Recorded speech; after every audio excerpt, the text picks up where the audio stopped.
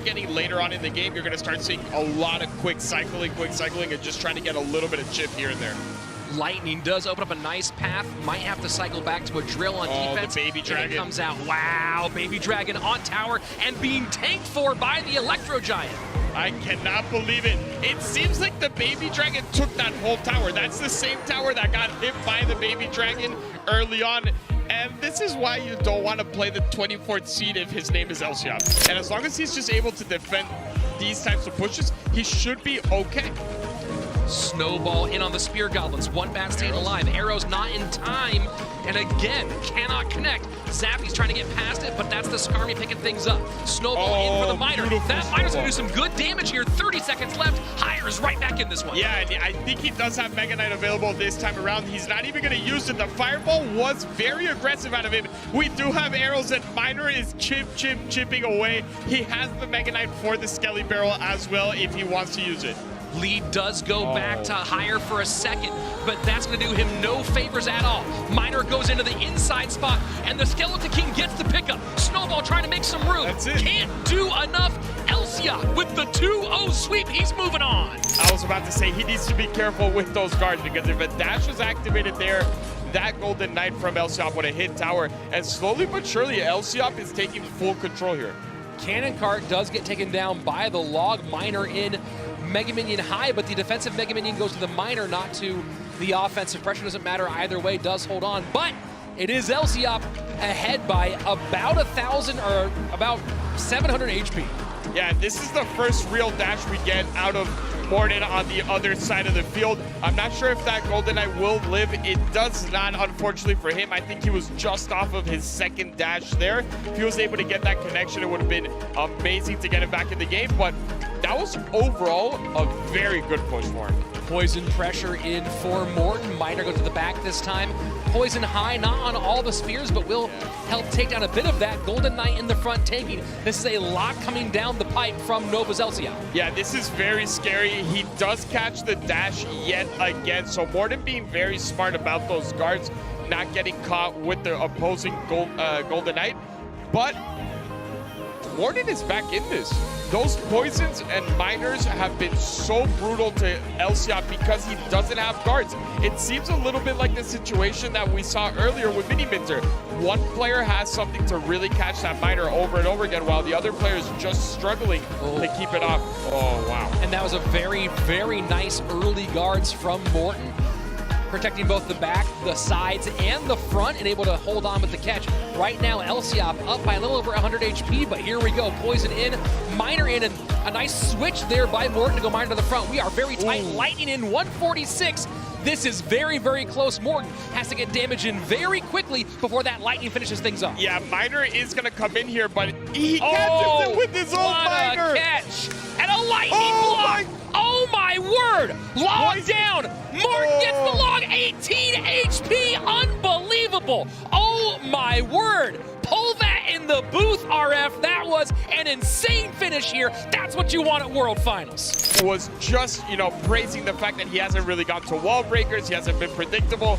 This could have been a lot worse, but this is still a lot of damage coming in.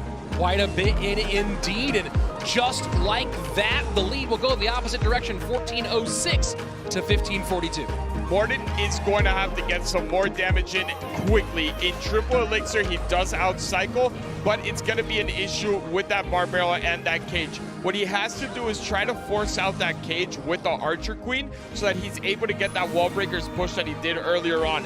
For as long as that Archer Queen is not demanding the cage, it is going to be virtually impossible to connect, and that is what you want to see. Cage comes down, now we can get a wall breakers push.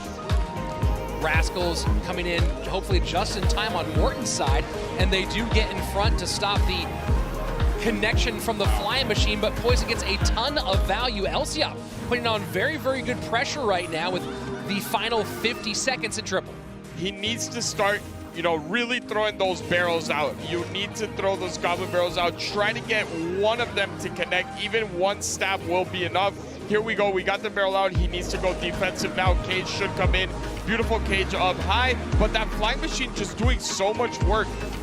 and not able to get the Archer Queen on the flying machines. Now 2 princesses, and the mark though, 8:06, 23 seconds left, and one very important point here, Eric. No big spell, no direct damage at all in the deck of Morton. I'm not gonna say my take again on no big spell because you already know where I stand with that.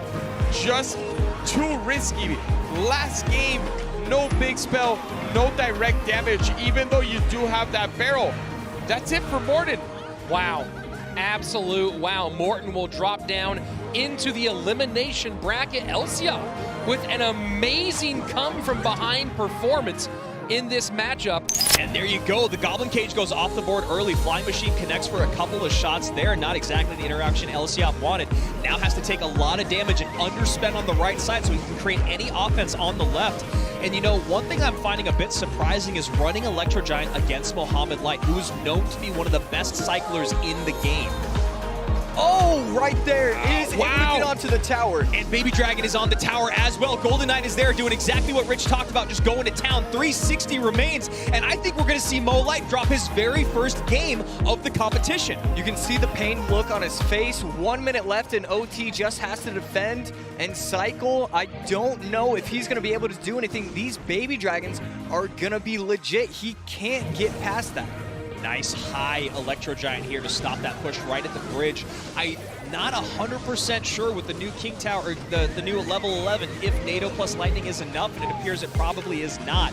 As you can see, Lciop just going to commit to this right-hand side. Electro Giant on the tower, another great Lightning in, and he's just pouring it on. Yeah, I love what he's doing right here. He's going to use the Lightning on the right lane, not worried about the tower damage.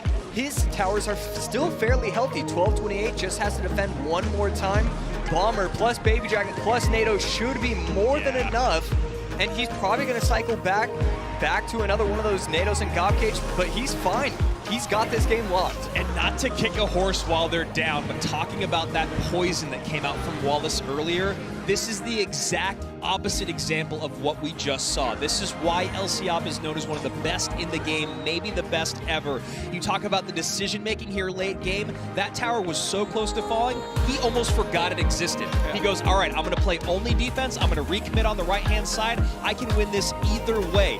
That interaction specifically. And this time he's going to take that on his own and get some damage in on the right-hand side here. Nice EQ to come in on top of those Spear Goblins. You have to use your building in these situations. You are giving up way too much damage. You're allowing your opponent to get all the way down to 790. All of a sudden, this game is completely flipped, and the defenses from Lciop are going to be very strong. He can't go, you know, he can't split lane pressure anymore. He has to kind of go after that left tower. We're seeing the switch to Mortar on the right lane, but I don't like the usage of that building. He's also going to have to defend the Archer Queen, so he's throwing away 4 Elixir, and then really solid pressure. I'm surprised he's going on that lane. That's a really nice strike here by Lciop. We saw him do, he was very happy to sacrifice one lane's damage for the other, and here he goes, hitting hard in both lanes. Now Royal Hog's down again. That cycle is devastating. High Mortar, it misses 2 pigs. That's it. That's it. Earthquake coming in.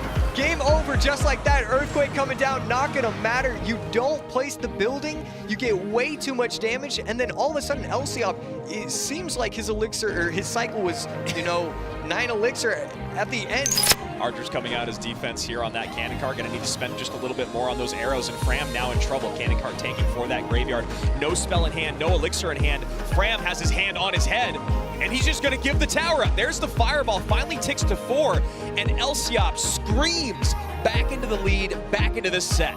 No arrows, no Ice Golem, no Skellies. But right here we see Fram being the one to switch lanes. Valk on top of the Dark Prince. Arrows are gonna come down, and there we go. Art is able to hit the archers, but a nice little cleanup. Ice Golem to protect, not allowing the cannon cart to pass. We'll see what Lciop wants to do. He does pull the trigger on the fireball. Now Skeleton's piling up at the end. He does get a little bit of lucky RNG there. 312, 207 plus whatever Snowball does now in a level 11. Not going to be enough. He needs to get around twice in spells, getting another graveyard down on the board. Not going to be able to protect that at the bridge, but not going to be the end of the world. 653, and we see the Mortar. I was really expecting that he was going to go in with the aggressive graveyard, but really good patience right there. Oh my God, Tesla's not on the Mortar. So now Skellies have to distract. Fireball in, that's it. Snowball. Lciop stays alive and moves on. 2 world champions remain. Igor and Lciop both still here. Framcito, it's just really tough to keep up with the cycle of Lciop, which is a shocking thing to say when you talk about the deck that he's going up against. But the fact that Lciop can cycle just as fast means he can always have that bomb tower ready. He can always have the skellies ready, and you see it right here. Valkyrie with the bomb tower as well. Great delayed bomb tower there. Not giving the full EQ value. Line staying in it though, not out yet. And there you go, the early delivery comes in, so now he can go in with the miner for free to the back. There it is. Piggies to the right-hand side, Valk playing defense, and much closer than you think. 11:05 to, well, now that EQ changes things. Did that EQ just go off 7 times? I don't even know. 697 to 11:05. Did he cycle 2? Am I crazy? I don't even know what universe we're living in, Andrew. Nice delivery up high here with the bomb tower. Easy defense once again, and this is just a cycle race, man. And you see the little pre-EQ there as well, just making sure the damage gets on, the skeletons get taken care of, and that's going to be a GG well played. Very, very nicely done. Best he could do for line, but Lciop just had his number. Yeah, Lciop looks dialed. He looks scary right now. I mean,